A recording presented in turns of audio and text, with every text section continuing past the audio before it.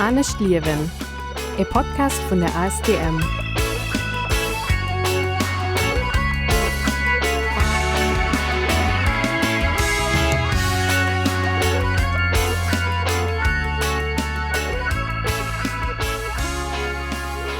Willkommen bei Anescht Liewen, dem Podcast von ASTM und Zesummenaarbecht beim Klimabündnis Lützeburg an Radio ARA. Mein Name ist Reichel.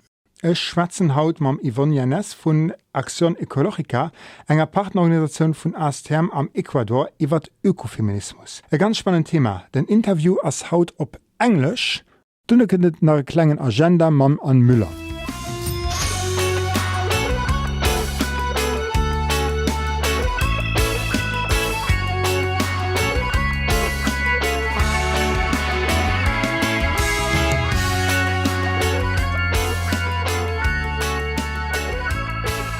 Okay, I am talking now with Ivonne Yanez from Accion Ecologica in Ecuador. Hello, Ivonne. Hello, Cedric. Good afternoon. Could you first tell us where you are located currently? I live in Ecuador, in Quito, that is the capital city. Yes. You are one of the co-founders of Accion Ecologica, one of the partners of ASTM. Could you explain us a little bit what is the aim of Accion Ecologica? Well, Accion Ecologica is an environmental organization and was created more than 30 years ago. And we started with a group of women. Many of us, we were studying biology. And we started very soon to understand that the environmental problems are totally linked not with the question of technologies or with decisions taken in the government, but it has to do with the structures, with policies, and most of over with the struggle of the local communities to defend their territories. Now for 2 years, you are partner of ASTM. What does it mean to you for you to be partner of ASTM, and how does the partnership look like? Well, for us, it was very important to start this relation because in Ecuador, we have since 2008 the recognition in the Constitution of nature as a subject with rights. So nature is a subject who has the right to be defended, to be protected, and also to be restored. So this the support of ASTM is very important because we can really put a lot of effort in this issue regarding the idea to develop training program with organization about what we are talking about when we talk about rights of nature, and also to continue working with the local communities because rights of nature, even it comes from a, let's say, Western way of thinking as rights. We have a lot of commonalities with the indigenous people's way of thinking and the philosophy of the Andean indigenous peoples that understand that nature is la Pachamama, nature is where the life is being reproduced, and also where nature is also the place where all the cultures are in completely relation with what we call, from Western point of view, nature. I mean the plants, the river, the spirits, the rocks, everything. So with the ASTM, we could continue working and making this dialogue with the local and indigenous communities around this issue of rights of nature. Thanks for raising this up, bringing up this topic, rights of nature. Ecuador was one of the first countries to introduce this into its constitution. You already said that there are different concepts and there are also different opinions on this.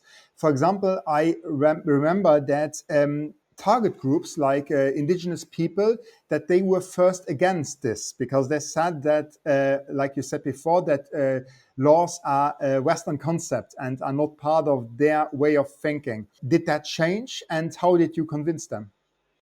Well, Ecuador is a plurinational country. This is another important thing that was recognized in the Constitution of 2008. And what means this plurinationality in the case of Ecuador? It means that we have to live in a nation state, but with different points of view of different issues that has to do with nature, that has to do with territories, that has to do with cultures, that has to do with politics and with policies. And I think that this was finally understood in 2008 when the Constitution was written, that we needed to, first of all, to open this dialogue, and second, to understand that the recognition of rights of nature will become a political tool to defend plurinationality and to defend the territories of indigenous peoples. So I think that we are in a process. This is not the end at all. We are in the process to continue talking in the context of this plurinationality that involved not only indigenous peoples, involved also Black communities, involved mestizos communities, involved different groups of indigenous peoples, in fact, because we have several nationalities with different languages and different ways to understand the territory as an entity where life is being reproduced together with all that involves and with all its contents as a territory itself. So I think that we continue with this dialogue. And this is very rich, of course. What is the relationship between human rights and the rights of nature? Well, there is at least three relations. First of all is the interdependency. That means that if you vulnerate or you violate a human right, immediately could be also being vulnerated and violated one of the rights of nature, and vice versa. So there is this interdependency. And not only talking about human rights as individuals, we have to talk about human rights as communities too. So if you violate the community's rights, you are also violating, probably, we don't know, as an interdependent relation, the rights of nature. The second relation is what has to do with the intersectionality. And this is something that we have been talking about, inspired, of course, from the feminist organizations everywhere in the world that has been working on the intersectionality since several years ago. And what this means is that as if we can see, for example, indigenous peoples, if we see campesinos, if we see the women as subjects that their rights have been violated since forever, since capitalism exists, we can also put in a similar situation nature as a subject that its rights have been violated since capitalism also has been established in the world. So if we compare this type of oppressions, between nature, women, indigenous people, etc., we can introduce this concept of intersectionality, and of course to have more arguments to defend the rights of nature, the rights of women, the rights of indigenous people, etc. So this is a second way that we can see the relations. And also we can have a third one, probably there are others, but we can see a third relation that has to do with is the relation between both human rights and nature from a point of view of science and from a point of view of the indigenous cosmovision. What I wanted to say is that from the interdisciplinarity, we can understand also what is the relation between humans, communities, and society with nature. So we can have this other and third relation that can be very useful to defend and to protect the rights of nature and humans. You call yourself ecofeminists, right? Yes, I do. It's very interesting for me because it comes from French language, and it's a concept I know from the 60s. And in Europe, it has quite a negative connotation, let's say it like this, but not very positive. But I know that in Latin America, many people are proud to call themselves ecofeminists. What is your definition of that, and why is it important for you to be ecofeminist? Well, I have to say that for Accion Ecologica and for myself, This has been a path. This has been a road that we have been walking since several years ago. And we didn't recognize ourselves before as feminists. Even I think that even now in Accion Ecologica, even my colleagues that are most of them women, probably they don't say that they are feminists, but they are in fact. They don't like, but I think that they are feminists. And of course they are ecofeminists. And for us, because there are, in second point, I think that there is not only one feminism, not either one ecologism or environmentalism. So we are one of part of the diverse ecofeminism that the ecofeminists that exist in the world. And for us, what this means?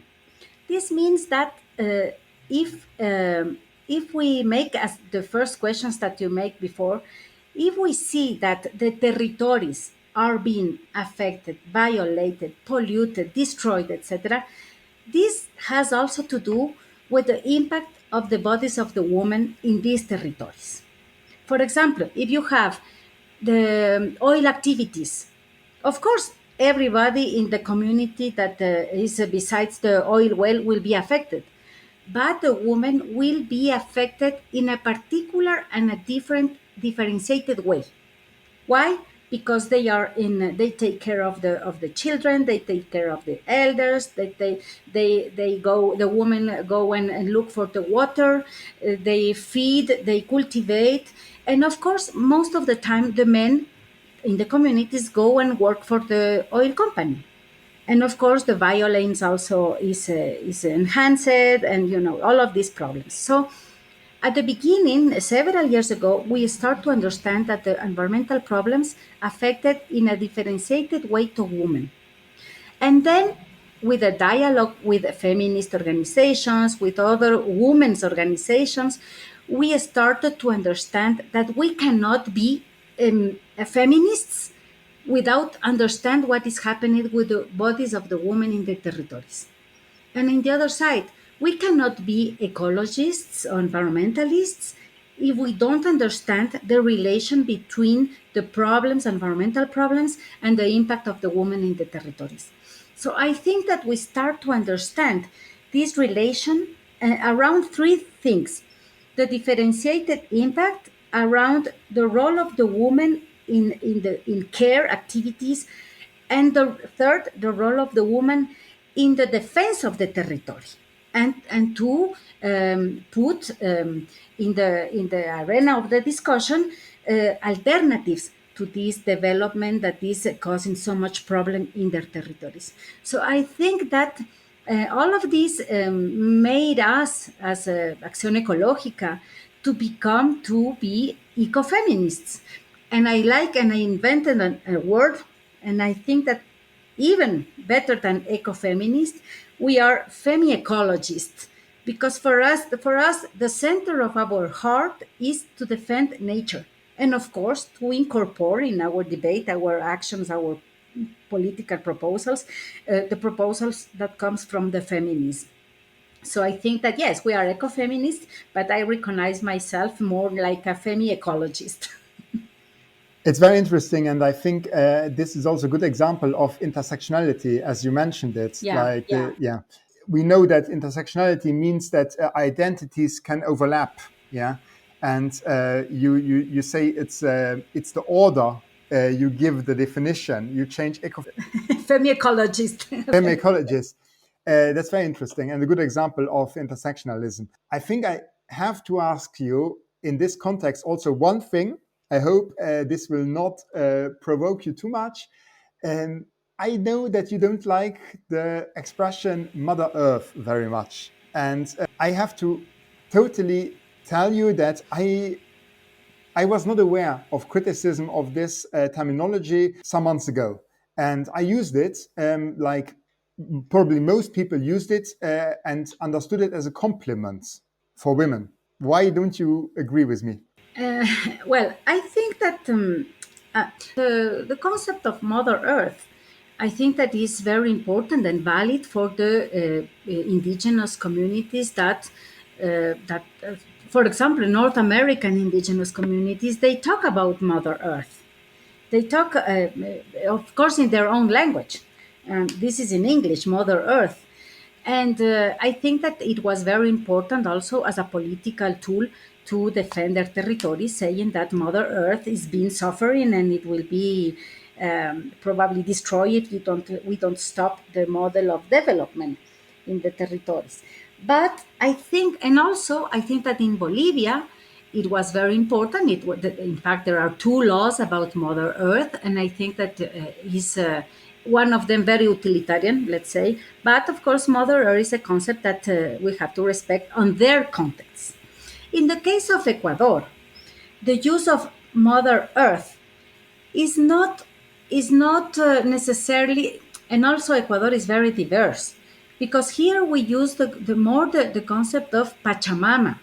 But Pachamama is also only an Andean Quechua concept of what is Mother Earth, nature, the cosmos, or all of this.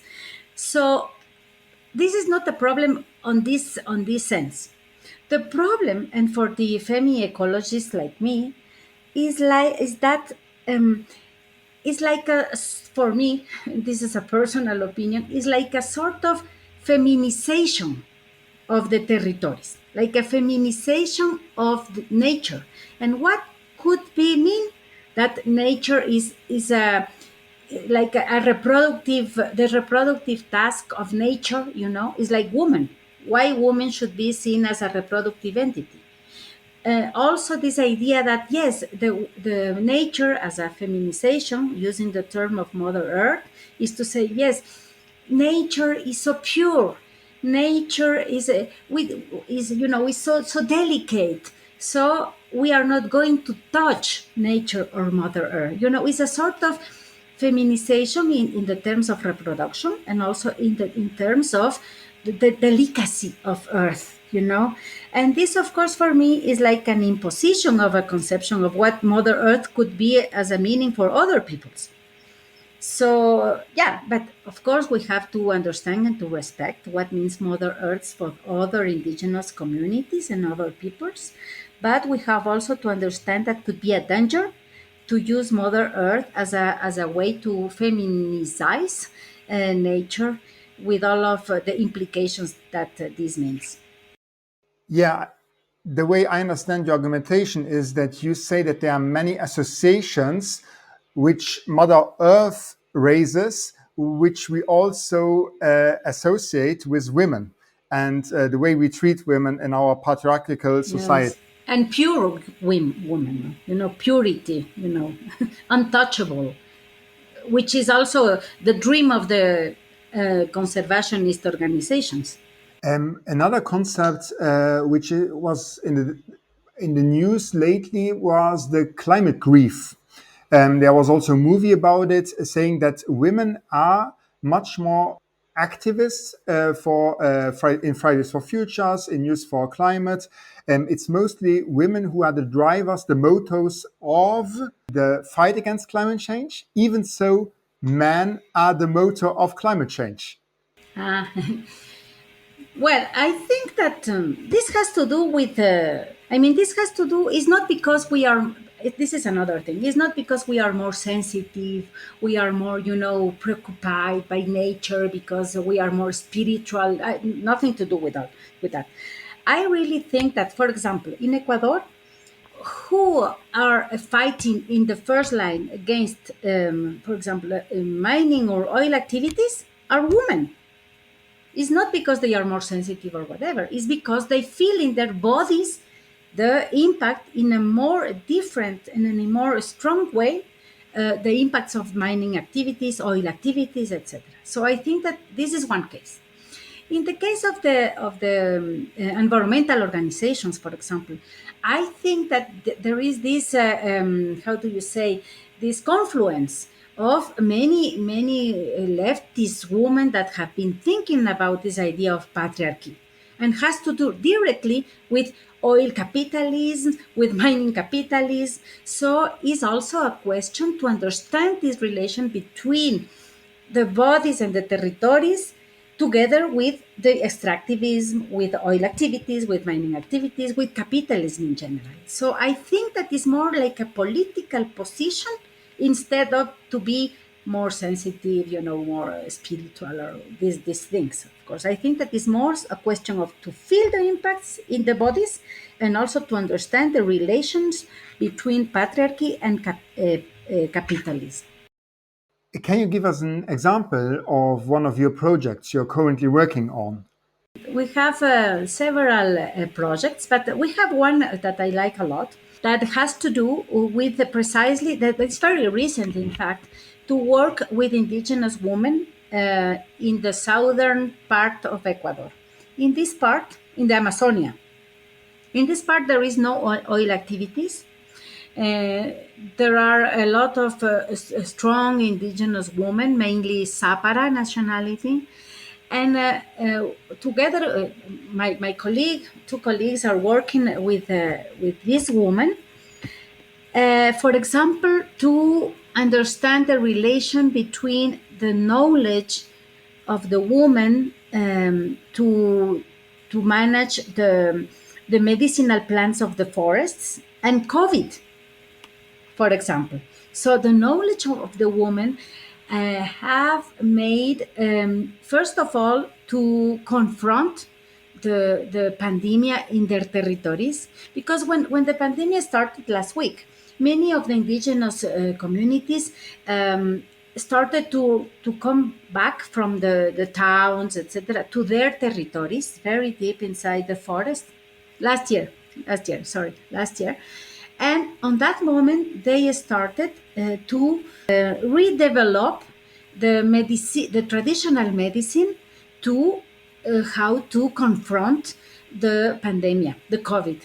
And they succeed because in most of the communities, for example, I particularly work with one that was very, very affected at the beginning of the pandemic.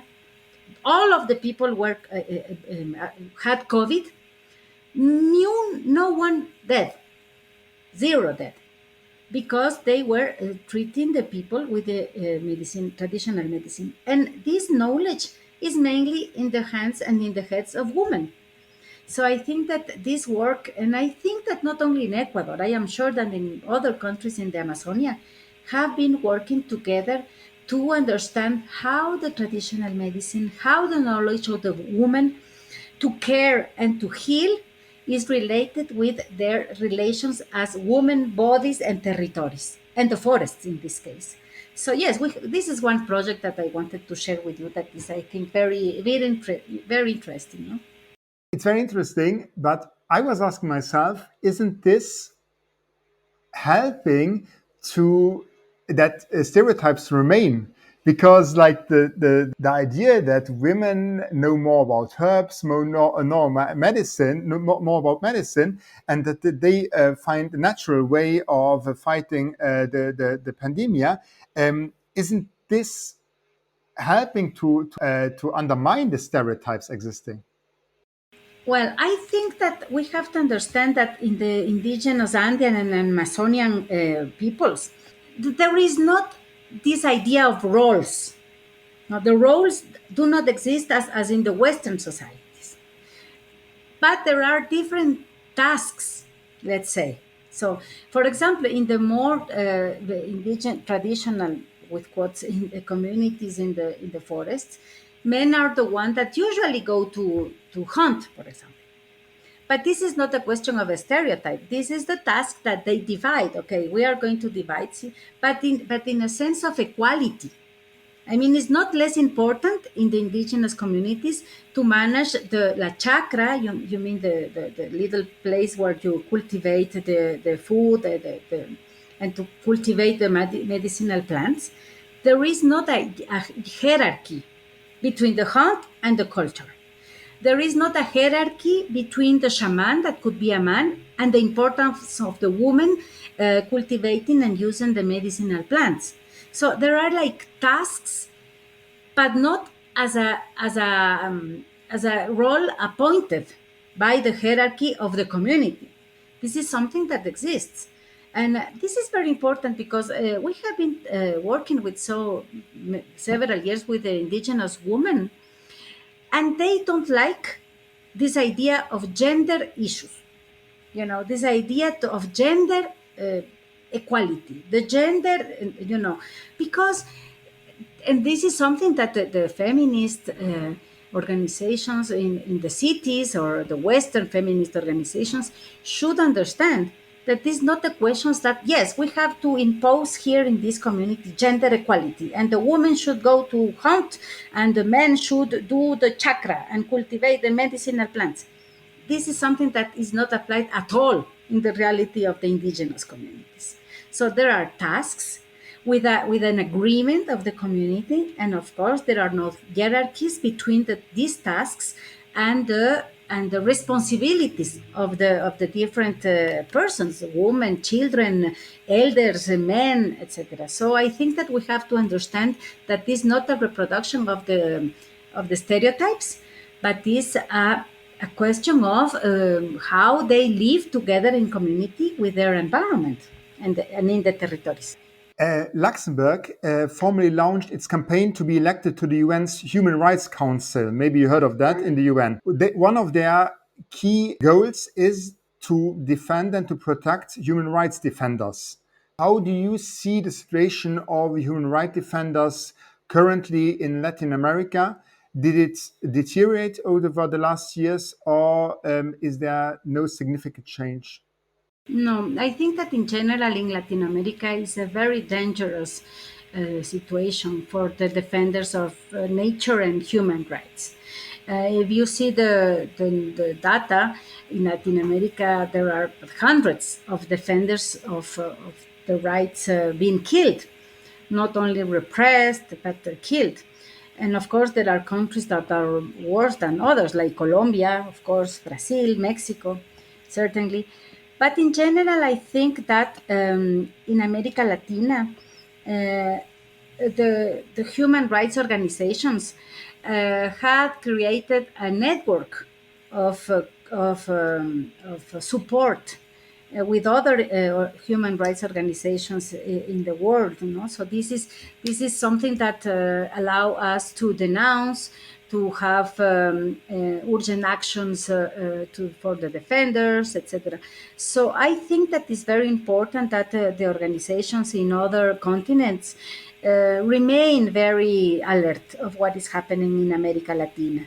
And of course, with the changes of governments, sometimes with this horrible, like Bolsonaro, or the deepening of the right wing in Colombia, or the changes in different countries. So I think that we have to be continuously aware and supporting, and also to denouncing what is happening in our countries.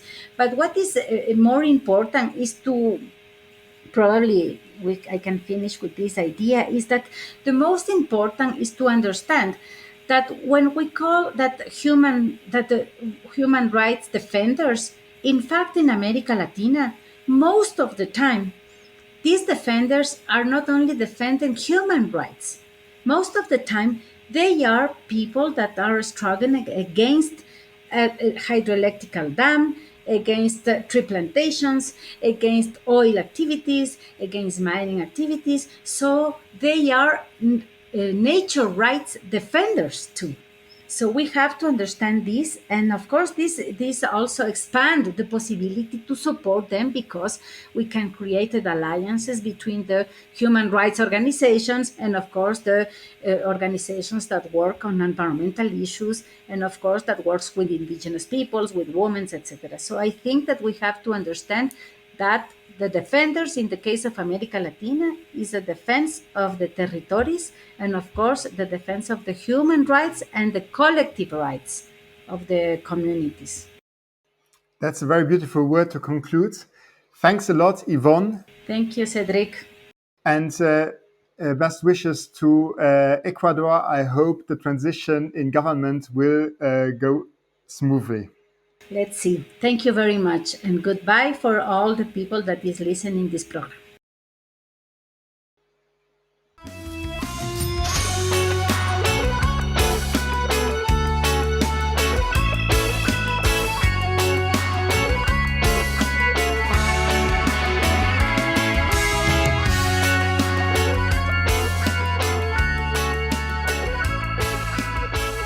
An zum Schluss von unserer Sendung Anescht Liewen für den Monat Februar ist bei mir am Studio Dan Müller vom City. Moin an. Moin, Cedric. Du könntest mit meiner Agenda und ich meine, das siehst du mir Sachen, dass ich endlich darf aus dem Haus an den Theater, an den Kino und so weiter, oder? Jo, ganz genau, das ist Super. richtig.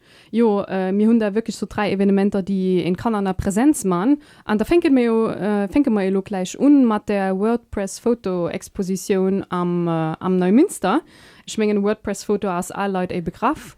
Da gibt es ja wirklich die impressionanten journalistischen Fotos über politische Aktualitäten, über Umweltpolitik, habe ich schon gesagt, mir auch Sportevenementer, kriegt den du auch zu gesehen. Und das kann ich noch machen bis den 21. Februar, wie gesagt, am Neumünster. Und das ist natürlich gratis für alle Jahre. Das ist gratis, ganz genau. An ein Theater schickst du mich auch, oder? Jo, ich meine, du hast das Stück schon gesehen.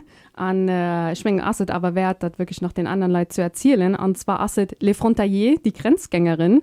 Und das ist ein Stück, das auf Initiativen vom ASTI kreiert gouf. Und du hast die Regisseurin Sophie Langevin Interviewen geführt mit die Grenzgängerin. Das Stück geht wirklich um Frauen, die alltag hier Blitzebusch kommen, um hier schaffen zu kommen. Und das kann man sich auch gucken am Mittwoch, den 24. Februar am Grand Theatre. Genau. Am März hast du den 8. März. Jo, was ist da? Den Internationalen Frauentag, das weiß ich natürlich. Gut. Du willst aufmerksam machen, dass ich durch schon denke, Save the Date möchte, oder? Jo, das kann ich so sagen. Das ist ja auch ganz passend zum Sujet von der heutigen Sendung. Und effektiv, da ist der 2. Frauenstreik heute zu Lützeburg, organisiert von der GIF, Journée Internationale des Femmes, Plattform. Und ja, wenn es dem Covid ist noch nicht ganz klar, was genau geschieht, aber es gibt aber etwas, was wieso in da draußen geschieht. Und da können sich dann noch auf der Website und die sozialen Medien informieren. Gut, das merke ich mal. Dann merci für heute und bis nächsten Monat. Gern, bis nächstes Jahr. Das war es für diesen Monat von meiner Seite. Anescht Liewen wird produziert von ASTM und Zesummenaarbecht mit Radio ARA an dem Klimabündnis Lützeburg. Die könnt ihr aktuell folgen, auch immer auf der Website von Radio ARA lauschen und rufen. ASTM findet ihr auch auf Facebook und Instagram und natürlich an astm.lu. Fragen und Kommentare zur aktuellen Sendung könnt ihr gerne richten an podcast@astm.lu. Mein Name ist Cedric Reichel, merci für das Lauschen und bis die nächste Kehr. Und denkt dran, think global, act local.